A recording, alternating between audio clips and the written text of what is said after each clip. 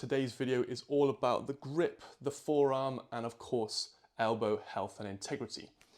What if I told you that to improve your handstands, your climbing grip, and also the longevity and health of your elbows comes from the sport of arm wrestling?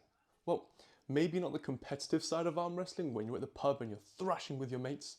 Maybe, in my opinion, the best place to start is with the roots, with the training and the supplementary work towards the sport. That's what I've been diving into over the last few years, and I've really found a passion there. I've started to use the training for myself and also for my online students with great results. In this video, I'm going to give 3 simple drills that you can use to support big forearms, strong elbows, and a nice strong grip.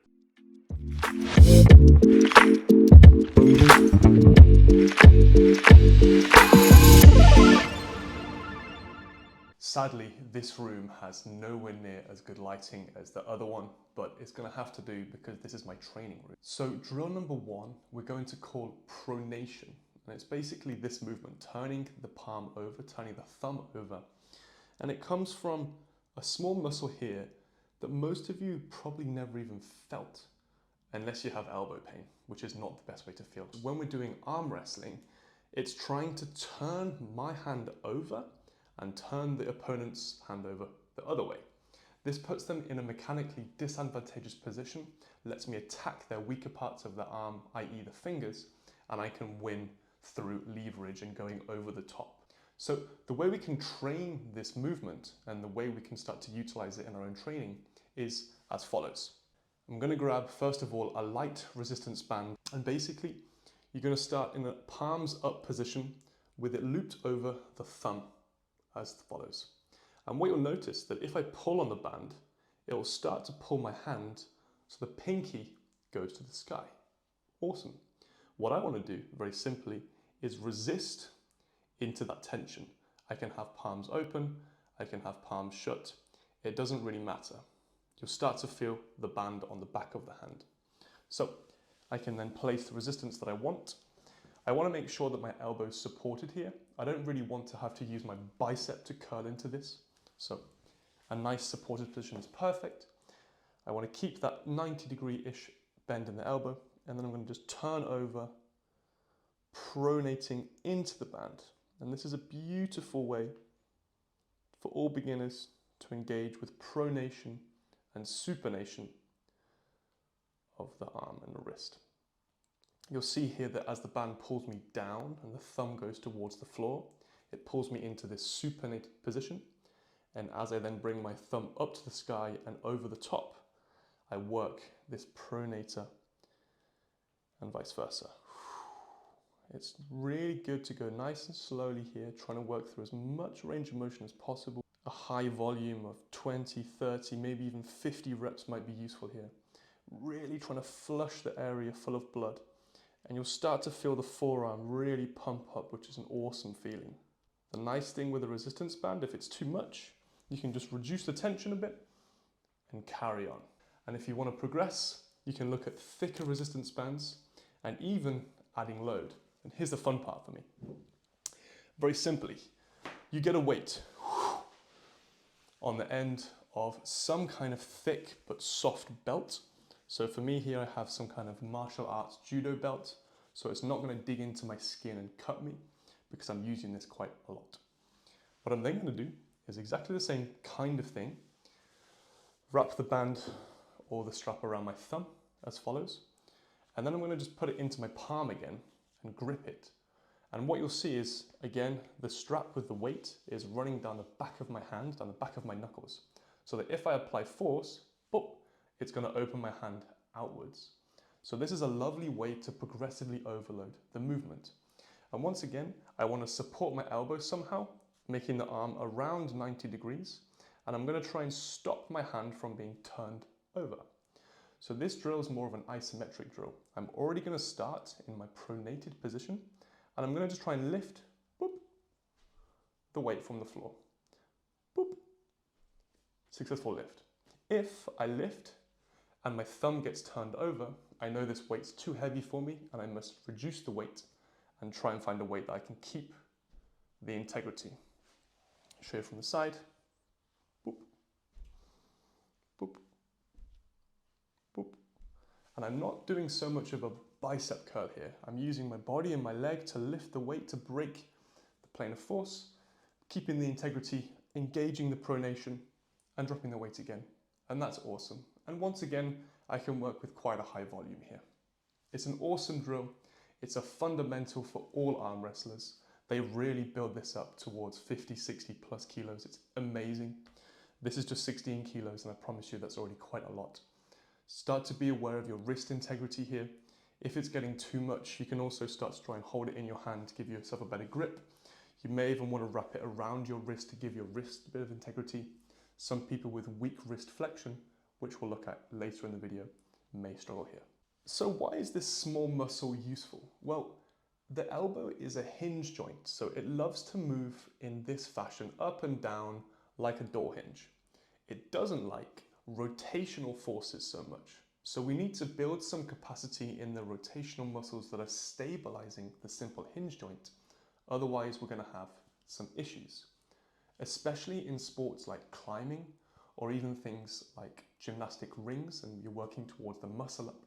There are a lot of rotational torque-like forces in the elbow joint that, if not prepared, can cause some serious damage.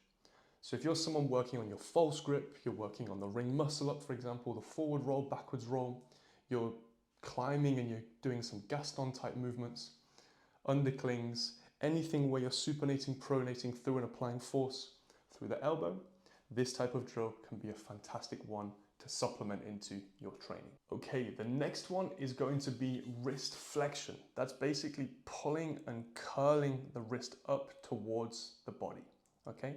So already you can see that that could be very useful in a handstand, and you would be correct.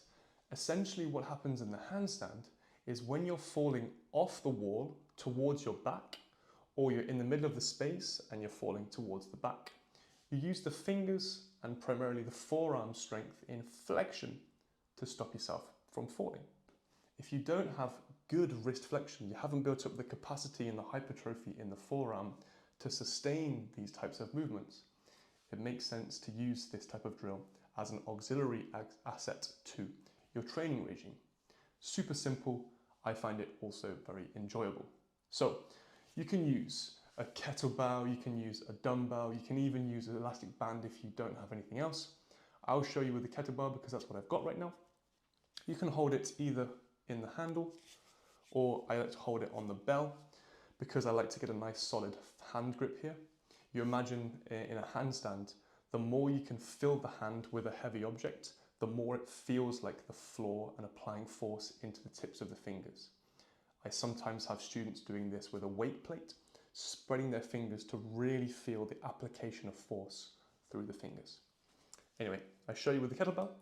Very simply, again, you support the elbow on the knee, get the arm to about 90 degrees, relax the hand down as low as you possibly can, and then curl through the fingers up as high as you possibly can, and bring it back down again. That's the drill, very simple.